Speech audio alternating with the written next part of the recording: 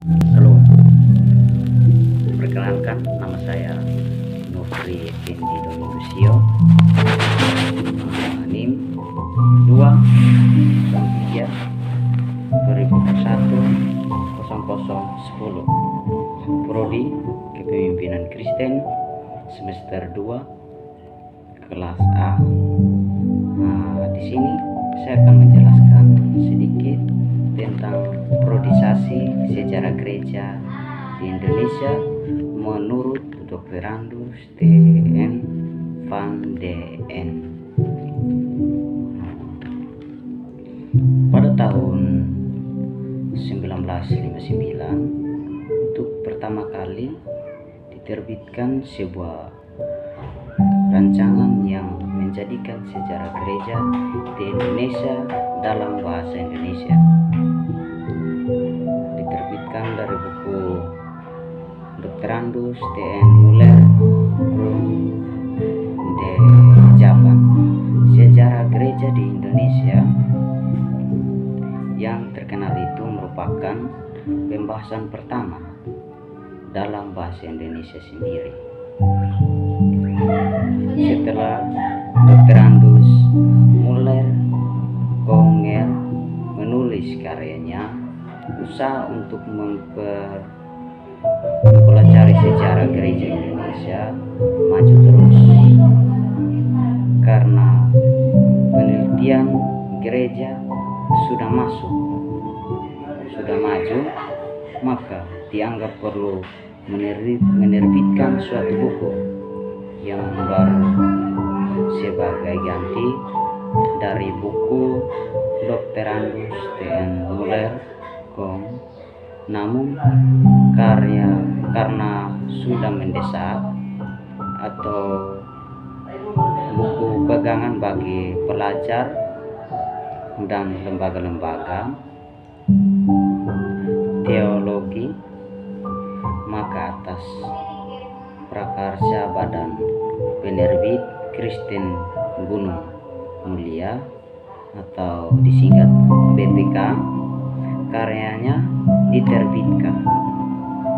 Penulis buku ini beranggapan bahwa menulis tentang sejarah, termasuk sejarah gereja,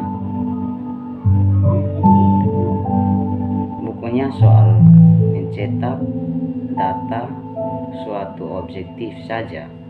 Apabila kita mau mengembangkan sejarah gereja di Indonesia, kita sudah pertanyaan yang penting, yaitu tentang siapa kita menulis. Dalam banyak karyanya yang disadari pada masa lampau, tokoh-tokoh, perbuatan, serta demikian pada pekabaran Injil yang dijadikan pusat perhatian. Di balik itu, orang-orang Kristen yang telah ditobatkan dan diasuh oleh mereka tidak atau hampir tidak mempunyai suara. Namun demikian, kenyataan ini tidak bisa dibenarkan kalau sejarah gereja hanya memperhatikan para pandangan, maksudnya para pekabar Injil, maka itu hanya sekumpulan mereka sejarah pekabaran Injil. Tentu sejarah gereja yang diartikan demikian rupa akan meliputi dugaan pemberitaan firman oleh pekabaran Injil. Sebenarnya sejarah gereja dan sejarah pekabaran Injil tidak dapat dipisahkan yang satu dengan yang lain. Tadi sudah dikatakan bahwa sejarah gereja adalah sejarah panggilan Tuhan dan sejarah hubungan yang diberikan manusia kepada panggilan itu. Lain pengganti seperti yang dibawa oleh golongan CMA lain yang diteruskan oleh katakanlah region Saint Mission. Akan tetapi saja akan pula tokoh-tokoh dari dalamnya ikut menentukan bentuk suaban itu.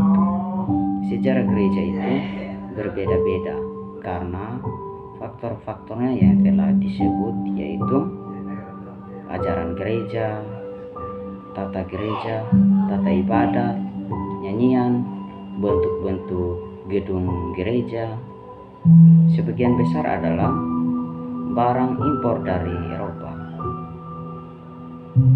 Panggilan yang menjadi mula-mula sebab timbulnya sejarah gereja itu berbeda-beda coraknya, dan begitu pula hanya faktor-faktor dari dalam yang ikut menentukan corak-corak dengan jawaban yang diberikan oleh gereja itu. Tentang kedatangan orang-orang Kristen netizen ke Indonesia, tidak ada kepastian apabila tentang jemaat-jemaat yang menjadikan mereka dirikan. Yang pasti lalu bahwa tidak akan garis terus menerus atau yang disingkat pontilitas antara mereka dengan Kristenan di Indonesia masa kini. Kami berpendapat bahwa yang menentukan permukaan sejarah gereja Indonesia ialah saat pelayaan baptisan pertama kepada seorang Indonesia. Mereka membaptis orang dalam nama Allah, Bapa, Anak, dan Roh Kudus, dan baptisan itu adalah sah. Oleh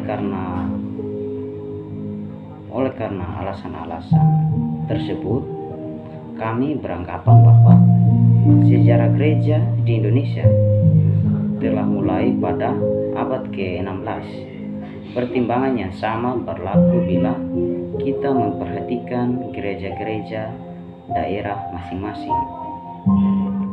Pembagian bahan merupakan soal yang cukup sulit dari Dr. Andus Muller Rugen de Javan dalam bagian bukunya bertolak dari segi-segi siapa yang datang mengabarkan Injil. Maka setelah tahun 1940 sampai dengan 1950 tidaklah sulit untuk melihat bahwa sekitar tahun 1800 sejarah gereja di Indonesia memasuki suatu babak baru atau S17 2627. Kami menyadari bahwa susah di kemudian periodisasi yang lain berlaku. Kalau hanya itu dipenuhi, akan telah tercapai tujuan penulis dalam menangan buku ini.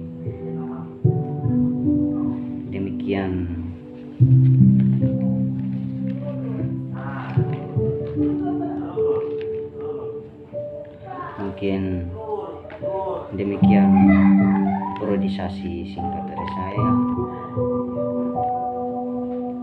Mohon maaf jika ada